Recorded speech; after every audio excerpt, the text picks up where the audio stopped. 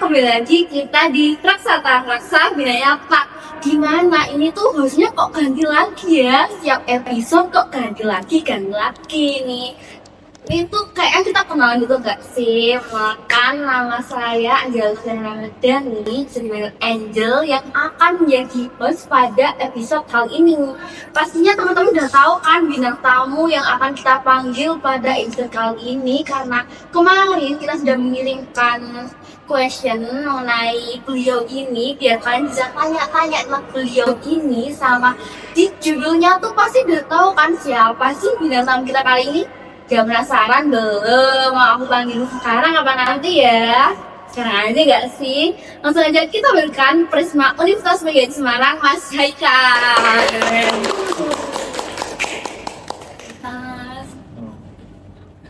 Siap. Iya. Oke, ini enaknya tuh manggilnya Kak Haikal atau Mas Haikal aja ya? Gimana? Karena apa ya? Mas Kak boleh tuh. Kan kita kan bawah nih ya udah Mas aja ya Mas ya. Boleh.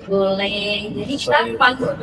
Oke, kita panggilnya Mas Haikal. Sih teman-teman udah kenal kan siapa sih beliau ini yang di samping aku nih guys, karena kan Mas Haikal ini sebagai Prisma Universitas PGRI Semarang ya. Kalau kita nggak kenal betul banget. Oke, ini sebenarnya tuh kan banyak yang belum tahu ya Mas Haikal ini sebenarnya dari mana sih Mas? Oke, sebelumnya mungkin saya kenalan dulu ya sama teman-teman yang ada di podcast. Perkenalkan teman-teman, saya Fikri Haikal Rahman. Ini kebetulan saya menempuh studi di kampus Universitas PGRI Semarang. Yang kebetulan saya masuk di semester akhir, semester 9, angkatan 2020. Dan kebetulan saya dari program studi pendidikan fisika. Untuk asal sendiri, ini menarik pertanyaannya. Kemudian kalau teman-teman dengan accent saya, logatnya beda ya. Kebetulan saya dari Jawa Barat, sebenarnya dari Kuningan.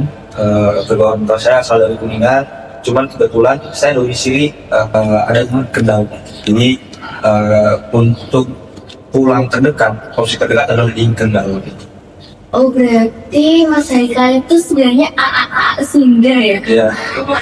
Sunda ternyata guys, tapi ada domisili di Kendal. Iya, Oh, kebetulan tuh juga dari Kendal ke Mas Haikal. Iya, Kendalnya tapi Kendal apa? Skorpio. Seperti saya dulu pernah santai di sana. Waduh, apa sih? Atau Oh, jalur aku. Nih, wadah Skorpio nih. pakaian sudah. Iya, pakaian nih guys. Kemarin dulu satu di sana loh. Ini siapa tahu teman-teman semua ada juga ya alumninya sama Mas Haikal gitu. Terus kenapa nih Mas Haikal bisa tahu Universitas PGRI Semarang, sama kenapa memilih studi fisika Mas? Oke, ini dulu ceritanya langsung histori saya kenapa saya memilih Kak Putri kemudian di program studi fisika. Jadi kan 2020 kalau kita kembali flashback kan 2020 awal banget ketika datangnya COVID ya, dan itu kebetulan saya masih di pesantren dari Jakarta. Tiba-tiba dari Asatid dari Ustadz saya menginstruksikan untuk Mas Haikal bisa pulang nggak Kendal waktu itu, karena memang waktu itu masa-masa masuk COVID di bulan Februari, dan memang prediksi dari Ustadz saya nggak ada di Kendal, lebih baik pulang aja ke Kendal atau ke Kuningan gitu. Terus saya ya sudah melihat situasi dan kondisi yang memang tidak memungkinkan, dan melihat karena awal datangnya COVID itu kan di Jakarta ya, waktu itu di Depok. Kalau teman-teman perhatikan beritanya waktu itu 2 orang, ibu dan anak itu awal bulan terdeteksi kena COVID kalau 19. Pada itu di Depok, dan kebetulan pesantren saya itu di sebelah Depok di Jakarta Timur. Makanya itu langsung jadi was-was, dan kebetulan di sebelah kelurahan pesantren saya itu satu RT kena, karena habis mengunjungi satu orang yang sakit ternyata ternyata COVID. Akhirnya itu ada diisolasi. Waktu itu jadi berita besar, dan berita itu sampai di Ustadz saya yang ada di Kendal gitu. Lebih baik pulang aja Mas, pulang Kendal sebelum nanti Jakarta di lockdown, diisolasi. Akhirnya saya sama teman-teman dari Kendal dan berumah 2 orang, saya pulang Kendal, dan di situ kemudian saya nggak karena saya pesantren dulu setahun ya di situ di pesantren tahfidz. saya bingung di situ, saya mau lagi kuliah atau enggak, karena bulan saya awal rencananya itu saya pengen kuliah di Jakarta, atau di waktu itu di Madinah. Enggak, saya sudah buat pendaftaran di Universitas Madinah juga, cuman ada beberapa kendala, terutama di syarat-syarat perizinan seperti visa, kemudian SKCK. Kalau paspor iya, cuman SKCK-nya agak susah tuh kemarin karena kendala di kepolisian yang harus ada surat dari kampusnya langsung. Cuma kan kampus luar negeri yang akhirnya saya urungkan ini. Akhirnya saya kembali ke Kendal dan saya bingung di situ, saya mau kuliah di mana ya. Tiba-tiba Ustaz saya yang kebetulan juga punya jaringan dengan dosen-dosen di sini mengarahkan gimana kalau kuliah di Inggris dan ini sepertinya opsi yang menarik. Terus saya cek, ternyata ada program studi pendidikan fisika, karena kebetulan saya sebelumnya di pesantren pun mengajar, walaupun mungkin studinya beda ya, karena saya dulu mengajarnya tahfidz hafalan anak-anak kemudian orang tua. Tapi dari situ saya ada rasa tertarik untuk masuk di dunia pendidikan gitu loh. Saya pengen lebih tahu bagaimana secara pendekatan, kemudian bagaimana sih cara mengajar yang baik. Makanya saya coba tertarik di masuk di pendidikan. Cuman saya cari yang lebih linear dengan studi saya. Kebetulan saya di pesantren, di tahfidz, dan saya tertarik dengan dunia sains gitu, karena kenapa saya ketika orang yang mengaitkan, apalagi di Quran itu kan banyak sekali sains, kalau salah 3/4-nya itu kan juga selalu dari tentang sains, tentang ilmu pengetahuan alam. Nah ini saya tertarik, akhirnya oke lah saya masuk di fisika. Dari situ luar biasa, saya masuk di fisika, lulusan saya terbuka dan publis dengan kampus yang notabene di kampus umum pun sangat memfasilitasi. Akhirnya dari situlah saya masuk di UGRIS, di program studi universitas. Tapi kan kalau Mas Ega kan dulunya kan di pondok gitu ya Mas, kenapa nggak ambil di UIN aja yang notabene nanti bisa jadi guru agama atau kayak gitu Mas? Kan yang pas di pondok gitu kan pernah ngajar tahfidz anak-anak juga. Kan kalau di UIN kan ada tentang tahfidz dan lain sebagainya. Oh ya, menarik. Jadi kebetulan kenapa saya memilihnya justru malah tidak linear dengan pendidikan sebelumnya, karena kebetulan saya belakang pesantren tidak memiliki pendidikan keagamaan misalnya Islam atau mungkin di tafsir semacam. Kenapa? Karena dulu saya tertarik dengan statement salah satu orang tua rekan saya yang ada di Jakarta, dan ini menurut saya relevan, di mana beliau yang kemudian beliau itu orang Batak, orang Medan, menyampaikan bahwasanya kalau kamu hanya fokus di dunia agama, kalau kamu hanya menghafal Quran, kemudian fokus di dunia tafsir, bagaimana kehidupan profesional kamu? Contoh, kalau kamu jadi kiai, kamu hanya mengandalkan di situ, jangan sampai justru kamu menjadi guru, menjadi asatidz, menjadi ustadz itu karena menjadi ladang untuk mencari nafkah rezeki. Justru bukan di sini, itu adalah tugas kamu menyampaikan, selalu mengetahui Quran orang lain. Bagaimana kamu belajar Quran yang mengamalkannya, justru bukan kamu belajar Quran buat mencari rezeki gini. Nah dari situ saya, oh iya ini menarik gitu.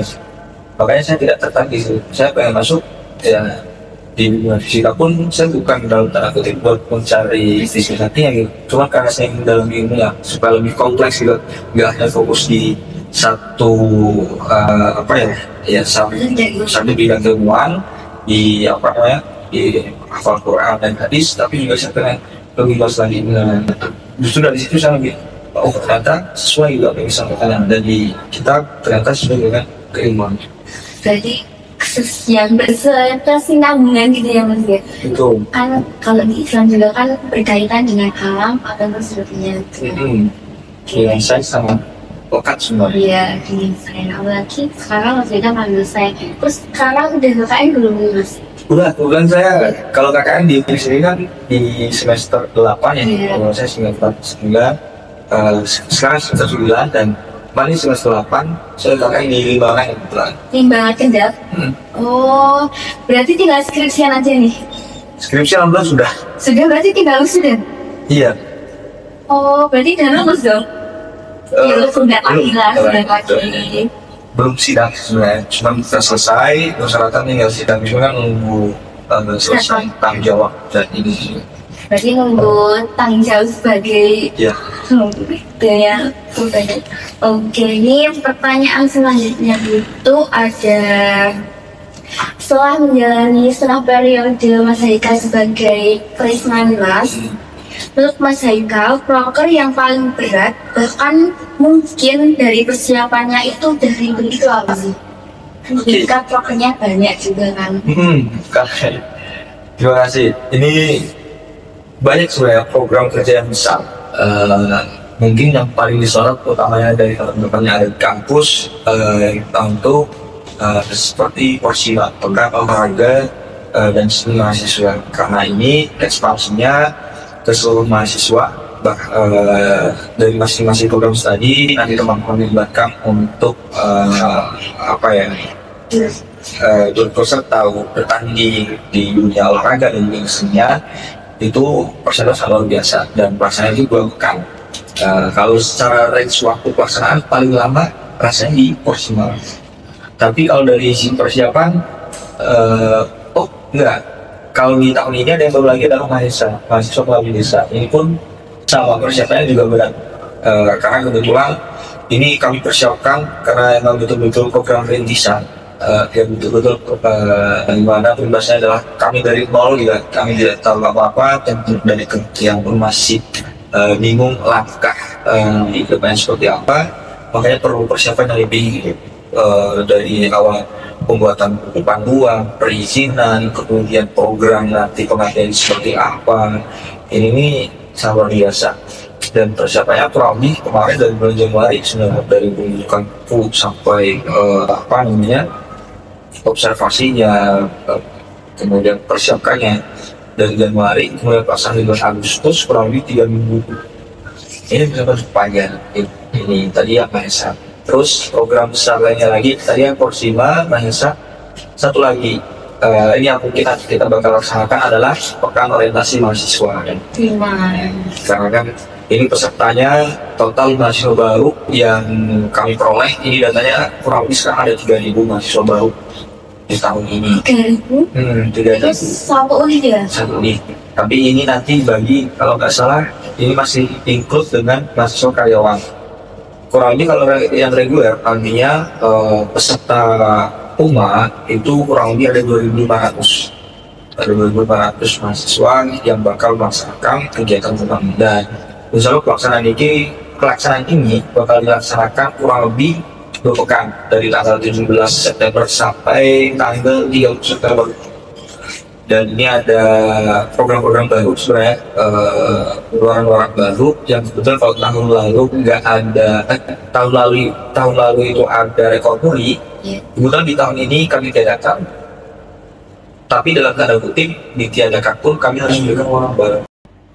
Seperti kalau tahun lalu mungkin Westar yang mungkin kurang menarik, tahun ini kami coba membuat Westar yang lebih menarik. Makanya tahun ini kita coba undang Wido Remy dan kebetulan ini kan Westar nasional. Kemudian juga nanti ada orang baru lagi, ini adalah rekan-rekan mahasiswa baru diminta untuk menulis satu karya tulis cerita pendek terkait story mereka, kemudian motivasi mereka masuk di kampus Universitas Islam seperti itu. Dan itu nantinya rencananya bakal dibukukan menjadi satu buku. Maaf, tidak jadi satu buku sebenarnya, nantinya jadi buku berjilid karena kan 2.500 ya, 2.500 nanti berjilid dan itu per buku beda isinya. Dan ini nantinya bakal didistribusikan ke masing-masing mahasiswa yang telah menulis karya. Nah, ini jadi baru syukur-syukur nanti ya, karena kan 2.500 yang nanti bakal dicetak bukunya kronologis di sana situ. Nantinya ada rencana pula untuk luar ini bakal dijadikan rekor muri. Oh, berarti bisa jadi rekor murinya itu dialihkan dalam menciptakan buku ini. Kalau mungkin kalau tahun lalu kan rekor muri hanya sebatas antar waktu, ini kan kurang bermanfaat, cuman akhirnya tidak begitu terawat, dan dampaknya kurang kena gitu sebenarnya. Karena kalau saya lihat kemarin tuh ini dialokasikan di kampus 3 dan akhirnya keamanan ini terbengkalai. Misalkan pernah dievaluasi oleh rekan, kebetulan tapi ternyata ada tawaran perihal pembuatan buku ini. Dan sebenarnya kalau yang artinya ada rekor muri ini sebagai bonus, ini bukan target utama, tapi target utamakannya adalah pencetakan buku. Syukur-syukur nantinya bisa dijadikan bahan untuk rekor muri. Berarti tahun ini nggak ada target buat rekor muri yang target utamanya? Bukan dia, tapi itu jadi target tambahan. Soalnya kan biasanya kan dari tahun ke tahun itu kan pasti ada yang namanya mau pecahkan rekor muri gitu. Maupun kemarin kan tahun terus tahun lalu juga itu Iya, tuh. Terus pertanyaan selanjutnya ini ada, menurut Mas Haikal, apa strategi untuk menangani konflik atau perbedaan pendapat di antara mahasiswa dan antara mahasiswa dengan pihak universitas? ini ada dua sektor ya berarti. Iya. Bagaimana mengatasi konflik komunikasi antara mahasiswa dengan mahasiswa, apalagi masih dengan pimpinan. Kalau antar mahasiswa ini mungkin teman-teman dari Unai rasanya pun sudah tahu, tapi sedikit cerita kalau sudah di lembaga tinggi, sudah di BEM, di legislatif, di DPR, di EKM, justru ruang diskusinya ini lebih lebar. Bagaimana cara berkomunikasinya pun harus lebih lebih fleksibel, karena kalau mungkin teman-teman yang ada di Lima, di misalnya Prodi, misalnya PGSD, ini kan teman-teman kalau secara paradigmanya kemudian dari kondisi lingkungannya kurang lebih hampir sama, ya kan? Mungkin yang berbeda di lingkungan di luar kampusnya. Tapi kalau lingkungan di dalam kampusnya, di dalam kampusnya seperti menghadapi dosen, kemudian juga tujuan teman-teman menjadi kampus, bagaimana cara mengerjakan tugas, itu kan sama paradigmanya sama kan. Tapi kalau sudah di lembaga tinggi atau mungkin nanti tingkatnya lebih atas di fakultas, misalnya FIB, ini teman-teman bakal menghadapi dengan program studi yang lain. Teman-teman bakal tahu cara berpikir teman-teman dari BK seperti apa, bagaimana cara berpikir dari teman-teman PGPOL seperti apa. Bahkan nanti kalau di yang lebih tinggi di tingkat universitas, teman-teman bakal menghadapi yang lebih kompleks juga dari satu univ, bagaimana cara menghadapi teman-teman yang di bidang keolahragaan di DKR, bagaimana dengan teman-teman manajemen. Ini kan beda teman-teman, yang mungkin kita fokus di dunia pendidikan pun kita komunikasi beda gitu, ya kan, antara satu program studi pendidikan dengan program studi tentang lain, apalagi dengan program studi yang notabene non pendidikan. Nah, bagaimana cara mengatasi konfliknya ini sebenarnya kembali lagi ke gimana ya, bagaimana pendekatan sebenarnya, karena kita harus mengambil dulu karakteristik dari lawan bicara kita seperti apa. Kalau misal teman-teman kita tahu lawan bicara kita punya background apa, misal teman-teman, oh ini dari manajemen, ternyata cara berpikir mereka di akhirnya di bidang bisnis. Nah, kita sesuaikan bagaimana cara berpikir, cara tukar kita, bagaimana cara berkomunikasi kita. Makanya sebenarnya teman-teman kalau perlu kita ketahui dan perlu kita dalami itu terkait perihal ilmu komunikasi. Ada ilmu sendiri, jadi bagaimana kita berkomunikasi dengan yang lebih tua, bagaimana kita berkomunikasi dengan yang lebih muda, bagaimana kita berkomunikasi dengan yang sebaya, bagaimana kita berkomunikasi dengan anak-anak, bagaimana kita berkomunikasi dengan para pimpinan. Ini kan ada pendekatannya masing-masing. Nah, ini yang perlu dipelajari. Terus kalau misal ada konflik, ada perbedaan pendapat, itu menurut saya pribadi sah-sah saja sebenarnya. Apalagi di dunia profesional, di dunia organisasi, di dunia perusahaan, misal teman-teman yang nantinya berinteraksi dengan banyak orang, itu saya yakin nanti teman-teman bakal menemukan konflik-konflik semacam ini. Tapi teman-teman harus pahami dan bersyukur sebenarnya kalian sudah masuk di lingkup organisasi di HIMA ataupun di organisasi yang lainnya, intra kampus. Jadi kalian setidaknya sudah belajar kita sudah tahu nih bagaimana berkomunikasi yang baik, bagaimana cara mengatasi konflik semacam ini. Saya yakin teman-teman punya treatment yang berbeda, ya kan, pendekatannya.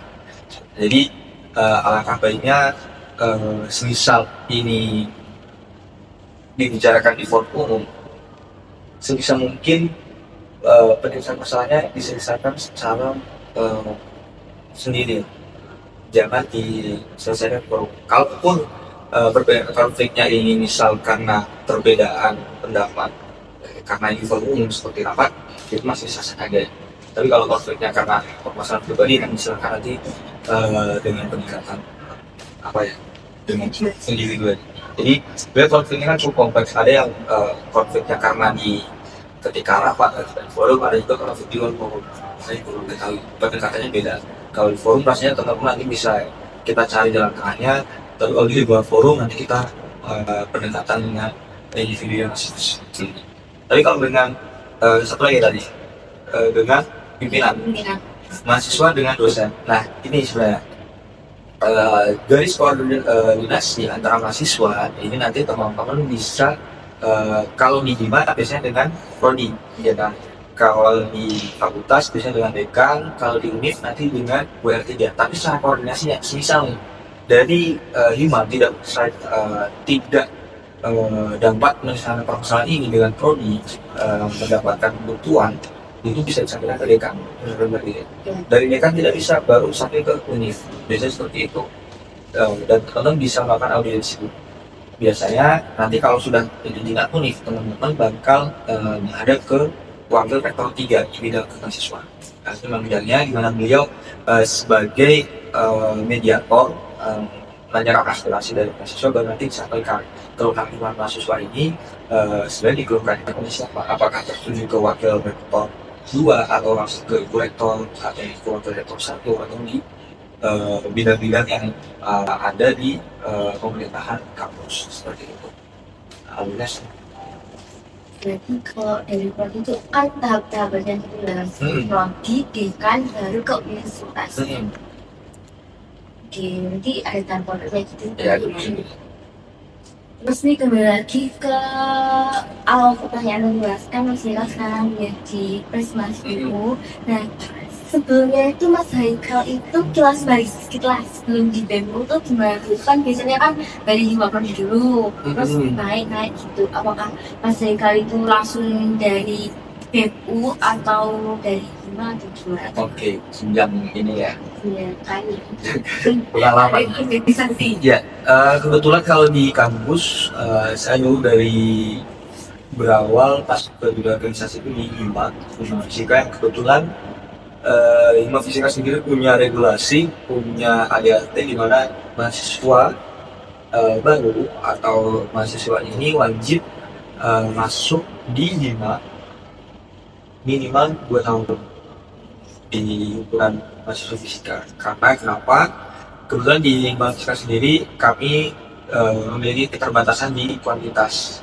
Jumlah mahasiswa perangkatan kami tidak lebih dari 20. Dan ini makanya jadi catatan buat kami, dimana akhirnya langkah solutifnya untuk menangani keterbatasan kuantitas di himpunan akhirnya diwajibkan 2 tahun kepada mahasiswa, utamanya di semester 1 sampai semester 4, biasanya seperti itu.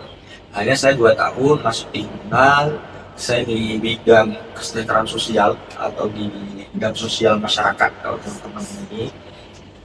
Di situ saya 2 tahun, kemudian juga di situ saya tidak hanya masuk di organisasi Hima, tapi juga saya di UKM, di unit kegiatan kerukunan Islam atau KKI, ya, teman-teman bisa ketahui. Itu saya juga 2 tahun. Kemudian di KKI ini justru malah satu di staff, ini di Promagamis, itu mentoring. Kemudian di periode berikutnya itu saya menjadi ketua. Nah ini jadi saya fokusnya itu terbelah sebenarnya waktu itu.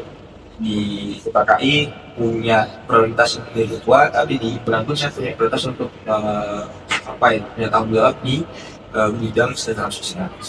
Kemudian lanjut lagi di periode berikutnya, ini kan tahun pertama, tahun ketiga. Di tahun 2023 saya ditarik sama teman-teman untuk masuk di kepengurusan eksekutif dari universitas. Dan waktu itu saya diberi amanah dari Mas Tova, presiden sebelumnya, buat menjadi menteri di sosial masyarakat. Dan lanjut di tahun ini saya didorong sama teman-teman buat maju atau menjadi presiden mahasiswa. Akhirnya gitu. Jadi gitu guys, singkat kilas balik Mas Haikal sebelum menjadi Prisma Unkris. Nah ini kan Mas Haikal tuh sudah banyak pengalaman ya Mas. Pengalaman paling berharga selama berorganisasi, paling gas banget, aduh kok kayak seru banget gitu Mas. Mungkin teman-teman rasanya kalau perihal cerita kurang lebih kisah dalam dunia organisasi sama teman-teman mungkin pernah nangis. Pernah? Iya, dikit lah Mas. Kalau saya mungkin nangis, pernah sih nangis. Sampai nangis pernah tuh Mas? Tapi emang sendiri, jadi adalah satu program kerja yang emang menurut saya tuh, ini saya udah ketat banget. Terus saya malamnya, saya beli sholat malam, dan saya nangis nangis. Yang dari situ sebenarnya hanya ada cerita sendiri teman-teman, dimana dari organisasi ini kita belajar bagaimana mengatasi masalah. Dan kalau kita ketahui, mungkin ini jadi pengetahuan baru buat saya. Kalau teman-teman tahu ya, justru teman-teman kadang minder karena merasa IQ kita rendah, intelligence, kecerdasan. Padahal kalau teman-teman usut cari, justru kebanyakan secara statistik ini membuktikan orang-orang sukses di luar sana itu mereka bisa jadi secara IQ itu rendah atau biasa saja, standar IQ ya, kecerdasan ini biasa saja. Contoh kalau teman-teman lihat influencer lah, kalau kita tanya perihal pengetahuan, mereka itu biasa saja, ya kan? Tapi kenapa mereka bisa sukses? Itu karena mereka punya EQ, emotional quotient yang baik. Bagaimana cara menciptakan emosi mereka? Ketika mereka terpuruk, bagaimana cara mereka untuk bangkit? Dan ini bisa kita pelajari melalui organisasi. Kalau teman-teman sudah masuk di organisasi, kita tahu bagaimana menghadapi di dunia sosial, bagaimana cara kita berinteraksi, bagaimana kita menyelesaikan masalah. Oke, mungkin kita saja misalnya, saya punya kecerdasan yang rendah, misal saya tidak tahu nih menyelesaikan masalah ini. Kita terbuka dengan teman-teman di sekitar, kita cari jaringan mana orang-orang atau rekan-rekan kita yang bisa menyelesaikan masalah ini, mana rekan-rekan kita yang bisa kita ajak untuk berdiskusi. Sebenarnya sih, jadi kalau nggak usah minder karena EQ rendah, karena kita punya keterbatasan, tapi bagaimana cara kita mentreatment emosional kita. Dan sebenarnya kalau EQ, intelligent question ini mungkin tidak bisa dilatih, bahkan mungkin tidak bisa ditambah. Teman-teman, emang kecerdasan saya sebatas ini, tapi kalau emotional question ini bisa dilatih lewat kesabaran teman-teman, bagaimana menghadapi permasalahan. Kalian bisa men-treatment, kalau kita punya permasalahan ini, bagaimana kita menyelesaikan permasalahan ini, langkah solusinya seperti apa, secara taktis gimana, apakah kita perlu berdiskusi atau kita melakukan langkah seperti apa. Di situ kita akhirnya sadar, kita terlatih dari sisi emosional kita tidak mudah terpuruk. Dari situ akhirnya kita terbiasa. Makanya saya yakin teman-teman nantinya, biasanya kalau saya masih ingat dari kakak tingkat saya, kalau kalian sudah masuk di organisasi terus menghadapi mubes atau konferensi atau kongres, kalau kalian nanti sidang skripsi, kalian bakal malah lebih ringan rasanya. Karena justru lebih seram ketika kalian melaksanakan mubes, konferensi atau kongres. Karena kalau nanti ketika kalian sidang skripsi itu malah kalian hanya ada 3 dosen dan perasaan sudah terbiasa dengan forum komunikasi yang sudah terlatih, dan rasa takut itu udah lepas gitu. Makanya kebanyakan orang-orang atau mahasiswa ini yang bunuh diri atau kan gaya amit-amit itu yang mungkin karena mereka dari sisi emosional quotientnya, bagaimana cara mereka menerima ini masih kurang. Walaupun mungkin secara kecerdasan banyak kemarin yang ada di isu ya, dokter meninggal di mungkin dari sisi ya oke, mungkin ada apa ya, senioritas gitu. Sebenarnya kalau misal punya, atau mungkin saya tidak menjustifikasi beliau tidak punya emotional person yang ini ya, buruk, tapi mungkin kalau beliau punya langkah apa ya, taktis yang baik, atau yang baik mungkin sebelumnya ini bisa mungkin disampaikan dengan orang tuanya atau bagaimana. Barangkali mungkin kalau kita lihat background beliau ini, mungkin di keorganisasian pasti mungkin tidak ikut atau mungkin jarang.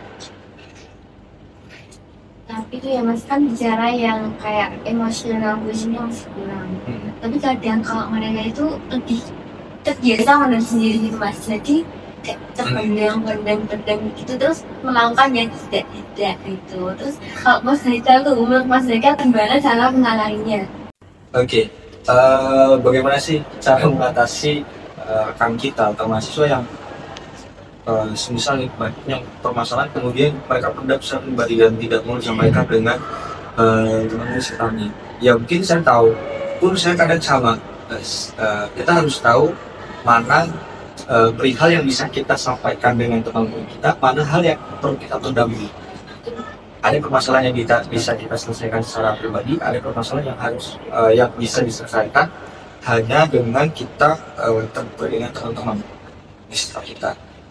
Dan ini menjadi hal menarik buat saya karena kebetulan kalau teman-teman ini ya update-nya berita saat ini, dimana Gen Z ini kan mengalami krisis mental health, dan ini cukup menarik sebenarnya. Kalau kita ketahui, banyak orang bilang Gen Z ini seperti generasi strawberry merah dua.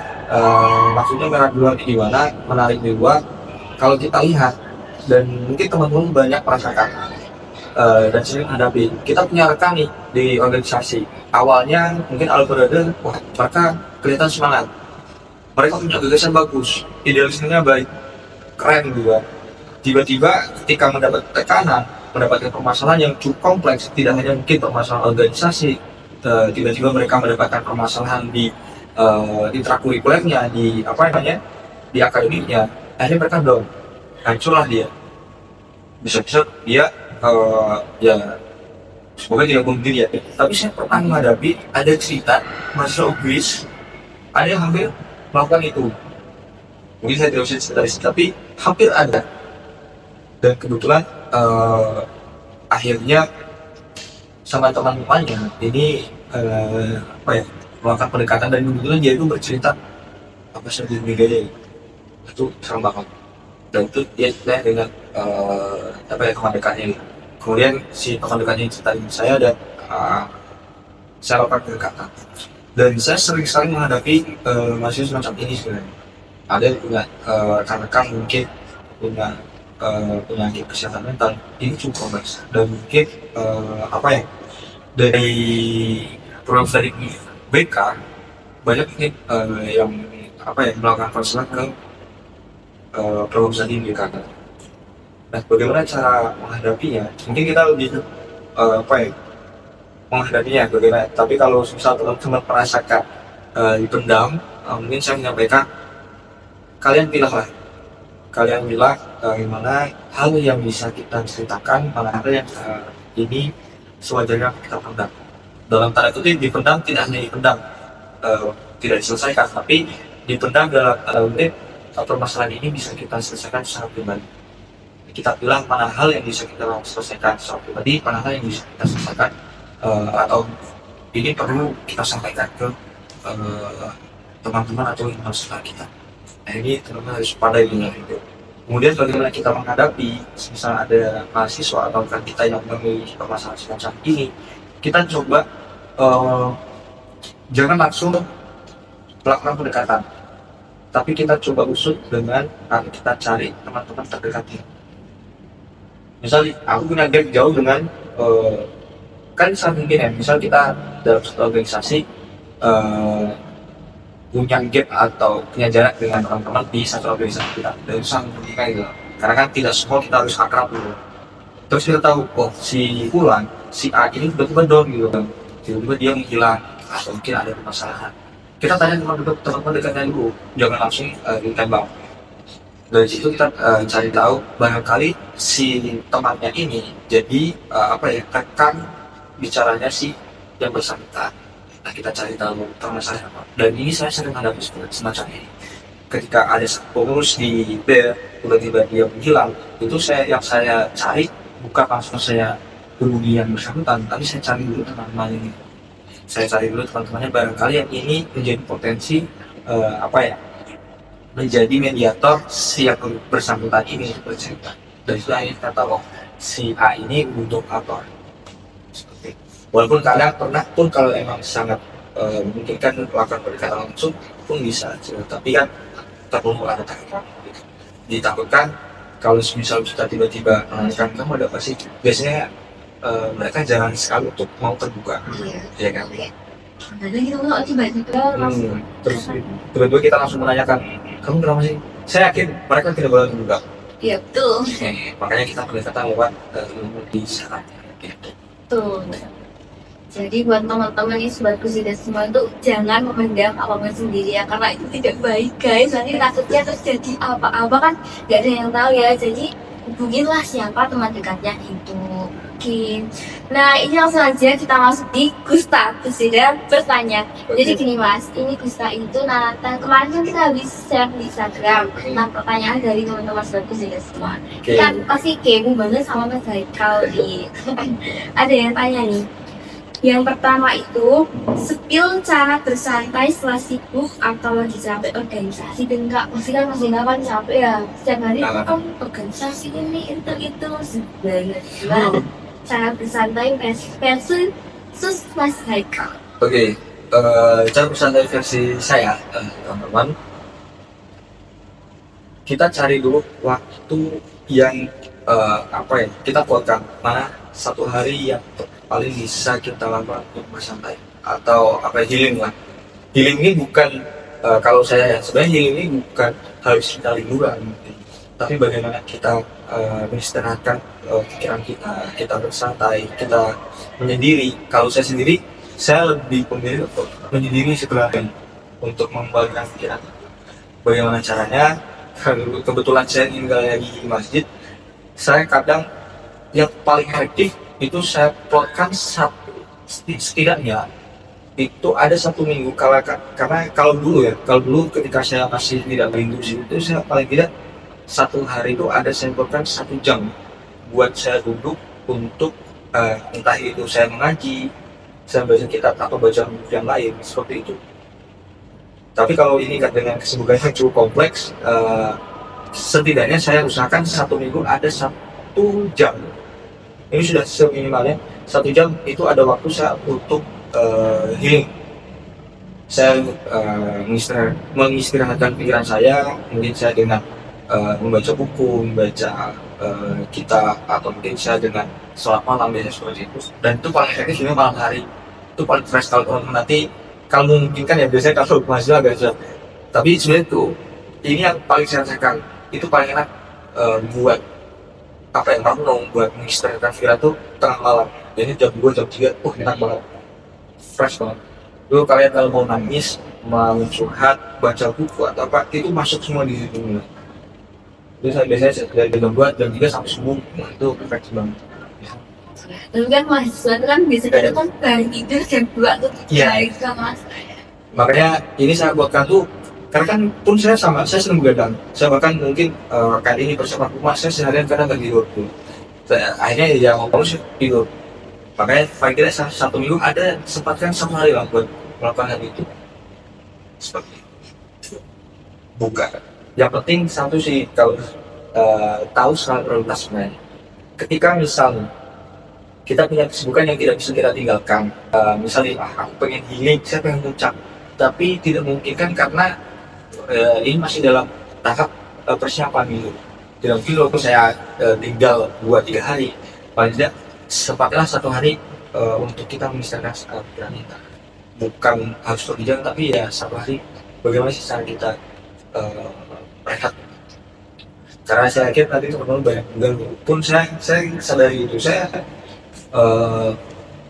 Saya orangnya suka traveling. Kalau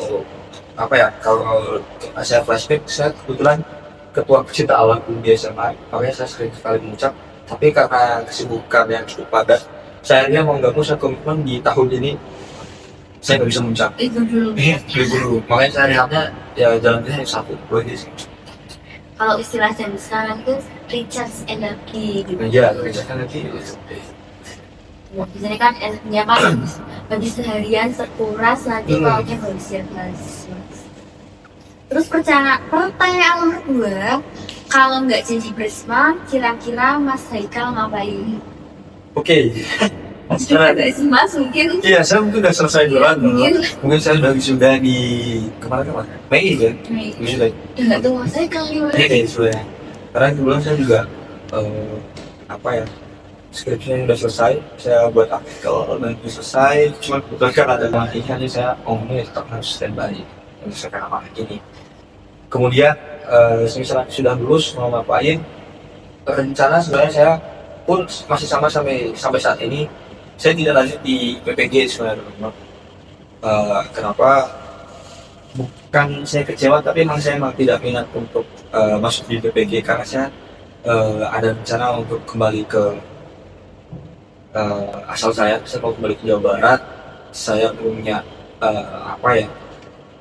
saya punya wirausaha di sana. Saya pengen kembali ke sana dulu, saya pengen bisa membesarkan suatu hal di sana dulu. Kemudian kalau memungkinkan nanti saya lanjut S2. Berarti saat ini nanti rencananya mau ke Brunei dulu buat usaha. Iya. Kenapa nggak ambil manajemen aja Mas? Enggak, karena saya ada rencana setelah nanti di situ saya masuk ke S2. Oh, berarti Mas meneruskan yang bisa ini. Pun sama karena nanti di Jawa Barat pun ya kurang lebih keilmuannya juga tidak ada dengan fisika ini. Saling berkesinambungan gitu. Terus nih Mas Haikal tuh tahu nggak sih Mas, kemarin Mas Haikal tuh sempat FYP di TikTok. Tahu, dan banyak yang nge-tag saya. Berarti Mas Haikal punya TikTok dong? Ada, cuma jarang aktif. Ya. Terus kesannya gimana sih, tiba-tiba FYP lagi jalan gitu loh, padahal jalan tapi FYP. Padahal pas kita kalau bikin konten tuh jangan FYP gitu loh Mas. Oke, saya yakin itu yang komen mayoritas, tidak semua, tapi mayoritas itu anak UNER. Iya betul. Walaupun ketika saya scroll, saya searching, emang banyak sih dari kampus-kampus saya, dari Unisula, dari Udinus, teman-teman kita yang di luar pun banyak. Sampai ada yang bilang mau teknik gak nih, kebetulan juga teman-teman saya dari Udinus, dari kampus lain. Saya tahu dan sebenarnya terkejut, ya sempat terkejut, tapi yaudahlah gitu. Karena udah sih gitu aja, karena memang sudah sewajarnya, mungkin karena saya punya amanah yang besar dan ini sudah jadi tanggung jawab saya. Dan justru malah ini jadi pesan tersendiri buat saya sih, jangan mudah berbangga diri, karena sebenarnya saya masuk di FIU pun saya masih bingung apa prestasi saya di sini gitu. Saya jalan gitu. Tapi kalau FYP itu emang kadang nggak ada prestasinya Mas. Iya. Dan ini algoritma orang Indonesia gitu, saya nggak. Iya. Kadang malah yang berprestasi itu malah nggak FYP, yang kayak gitu malah FYP. Justru malah yang edukatif itu mah jarang banget untuk mendapatkan FYP lagi. Makanya saya, justru kenapa kak? Justru malah konten-konten semacam ini gitu. Soalnya kadang yang edukasi kan kurang banyak minat. Kalau tiba-tiba, loh kok kesukaan kayak gini. Terus ya aku itu yang menjadi diri sih Mas. Nah terus nih pertanyaan terakhir nih Mas, ada yang tanya dari Sobat Buseda itu, kenapa bintang tamunya inaugurasi besok Budi Doreni? Oke. Ini ada beberapa faktor yang menjadi pertimbangan kami kenapa memilih misalnya adalah Budi Doreni. Yang pertama tentunya kita melihat minat dari masa baru nantinya seperti apa. Kira-kira gue yang tepat nih genrenya apa sih. Terus juga kita lihat keinginan dari lembaga sendiri. Saya coba mengatakan ke Ibu Rektor, kira-kira beliau ini punya opsi bisnis apa? Kebetulan beliau punya opsi adalah Tulus yang sayang sekali kebetulan di hari yang sama di kebetulan waktu itu tanggal 28, opsi kami itu 28 29, beliau tidak bisa, dari jurusan tidak bisa, dan secara budget cukup mahal. Akhirnya saya menyampaikan ke kurator dan saya coba pahami sebenarnya Polda Lembaga ini punya apa ya, selera genrenya ini adalah jazz pop sebenarnya. Coba kita cari opsi yang lain, dan yang masih atau mahasiswa ini masih cukup tertarik. Ada dua opsi sebenarnya kemarin, Mario Jikol sama Budi Doremi. Akhirnya dari lembaga sepakat untuk memilih Budi Doremi. Kalaupun secara lagu mungkin apa ya, teman-teman lebih banyak kenal dengan Budi Doremi. Ya, apalagi lagu Senja. Betul, betul. Nah, Senja biasanya lebih tahu lah. Anak Senja, apalagi setelahnya langsung dia itu sambil dikasih tulisannya Budi Doremi. Dan ini cukup ya lokal lah dengan kondisi generasi sekarang kan, makanya kita harus menarik. Iya sih. Soalnya kan tahun kemarin kan pulang kompo gitu ya Mas, jadi itu kan agak kurang. Iya, tahun lalu iya mohon mungkin agak kurang pun kayak kurang kena. Iya. Ya sebenarnya tahun depan bisa menarik karena kemarin saya menyampaikan ke lembaga, kalau pengen gue start bagus, misalnya lulus terus kan memang secara harga dan apa ya, kualitas mungkin mohon maaf ya, mungkin lebih familiar dengan Budi Doremi gitu.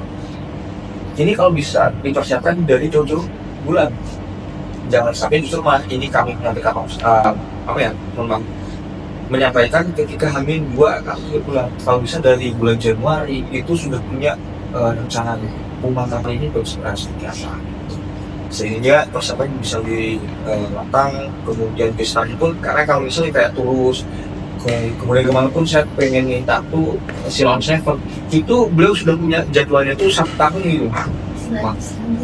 Ya cuma kan harganya lumayan dan Ambil apa sampai besok? ya walaupun nanti keputusan memang lah ya Request gitu. gitu. Tuh, oke, ini karena teman-teman Sobat Kusida udah berani jawab pertanyaannya. Terus yang terakhir nih, closing statementnya Mas Eka bagi mengakhiri podcast kali ini. Oke, terima kasih. Closing statement dari saya untuk mahasiswa semuanya, utamanya mungkin mahasiswa baru atau mahasiswa UGS yang mungkin di sini kalian masih minder kenapa saya tidak masuk di universitas atau di PTN, perguruan tinggi negeri. Teman-teman tidak usah minder, karena sebenarnya patokan kesuksesan itu bukan karena apa ya, fasilitas pendidikan kalian atau tempat pendidikan kalian. Justru yang menjadi apa ya, awal kesuksesan dari teman-teman ini bagaimana teman-teman punya paradigma atau mindset yang bagus. Saya kemarin pernah presentasi tadi pun saya menyampaikan perihal EQ, emotional passion, tapi ada poin tambahan lagi dan ini cukup menarik, di mana aspek selain emotional passion juga teman-teman harus punya mindset yang bagus, yaitu growth mindset, mindset untuk terus tumbuh.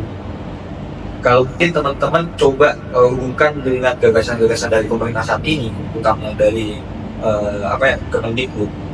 Ini kan Pak Nadiem Makarim, Mas Nadiem Makarim sering menyampaikan bahwasanya generasi sekarang ini harus kita perhatikan untuk peningkatan sosial. Sebenarnya ini saya cukup mendukung, cuma ada catatan. Gimana ya? Untuk mencapai soft skill ini, yang kalau saya amati sekarang, justru mahasiswa ini hanya fokus di satu soft skill, bukan di cara membangun mindset yang bagus. Jadi gini logikanya, kalau kita hanya terfokus di satu soft skill, akhirnya teman-teman hanya punya bidang keilmuan hanya di situ saja. Itu hanya sebagai bonus. Di satu sisi bidang studi, terus ada soft skill yang lain, kan gitu. Justru yang sebenarnya bagaimana sih yang perlu kita perhatikan di dunia pendidikan ini, bagaimana kita mencapai soft skill ini. Bagaimana caranya? Itu caranya adalah dengan membangun paradigma generasi muda saat ini, Gen Z, itu supaya memiliki growth mindset. Jadi memiliki mindset untuk terus tumbuh. Dan ini mungkin sudah banyak rekan-rekan yang sudah memiliki cara berpikir semacam ini. Growth mindset seperti apa? Teman-teman sudah punya rencana jangka panjang. It's okay, misal tahun ini saya masuk di PTS, perguruan tinggi swasta, saya masuk di UGS. tapi teman-teman sudah punya visi kedepannya yang cukup bagus. Teman-teman seorang visioner, punya mindset yang bagus untuk terus tumbuh. Bagaimana saya untuk bisa memanfaatkan PTS ini supaya saya bisa terus berkembang. Justru bukan jadi pas saya masuk PTS ini saya minder dan saya mau tumbuh. Ini sangat disayangkan, dan masih banyak mahasiswa yang berangkat seperti itu. Ini sangat disayangkan. Justru dari sini kita menjadi langkah awal bagaimana kita terus tumbuh. Dan teman-teman, saya yakin kalau kita punya mindset yang bagus, punya mindset untuk terus tumbuh, growth mindset, itu kita sudah punya cara ke depan itu lebih baik. Ya. Gak payah impian setinggi langit, walaupun kalau kita tidak sampai langit, paling kita jatuh di bulan nanti. Kita sudah punya susunan yang baik nih, 10 tahun, 20 tahun ke depan saya punya cita-cita untuk tahun depan saya pengen apa, tahun berikutnya saya pengen apa. Kalau misal di tahun, misalnya 1 tahun saya sudah mencapai, tahun berikutnya saya pengen ke tahun berikutnya. Semisal tidak tercapai, setidaknya teman-teman di target sendiri itu udah sampai gitu, ya kan? Baru nanti kita persiapan lagi untuk mencapai target ini. Nah, ini yang perlu kita kembangkan. Kalau kita punya growth mindset yang bagus, tidak hanya satu soft skill yang kalian miliki, tapi berbagai soft skill. Sama yang misalnya contoh kayak saya awal 2 tahun kemarin saya pengen target kafe. Setelah selesai, saya lanjut lagi dulu. Ganti seperti di sini sekarang. Oke, soft skill di sini satu. Saya cari soft skill yang lain. Dan ini sebagai cara untuk punya keras ini, ya kita harus menerapkan growth mindset, berpikir untuk terus tumbuh. Bagaimana untuk kita beradaptasi. Kalau kalian hanya satu soft skill, misal saya pengen belajar di dunia di dunia komunikasi, dunia digital, tapi ini satu misal nih apa ya, padahal secara ini inovasi kedepan itu bakal terus berkembang kalau ya kan. Kalau kita dan jeleknya apa ya, jeleknya bukan jelek sih, ini kurangnya kurikulum saat ini, kita terlalu terfokus untuk bukan sosial. Kita hanya fokus di perkembangan teknologi saat ini, bukan bagaimana cara kita mempersiapkan generasi ini untuk menghadapi masa-masa yang akan datang. Dan sebenarnya ini sebenarnya cukup sederhana, tinggal bagaimana kita menerapkan supaya generasi saat ini memiliki mindset yang bagus, growth mindset yang terus tumbuh, tidak hanya berhenti di satu soft skill. Oke, itu tadi adalah closing statement dari Mas Haikal. Keren banget kali guys, applause dulu dong. Nah, akhirnya podcast kali ini udah selesai karena kita sudah berbincang-bincang selama panjang banget guys, karena wow keren banget gitu aja lah. Oke, kita akhiri podcast kali ini Raksata pada episode kali ini. Sampai jumpa di episode selanjutnya. Terima kasih kepada Mas Haikal sudah mau menjadi bintang tamu Raksata yang kesekian kalinya ini. Terima kasih. Bye bye. Wassalamualaikum warahmatullahi wabarakatuh. Sukses selalu. Ya, terima kasih.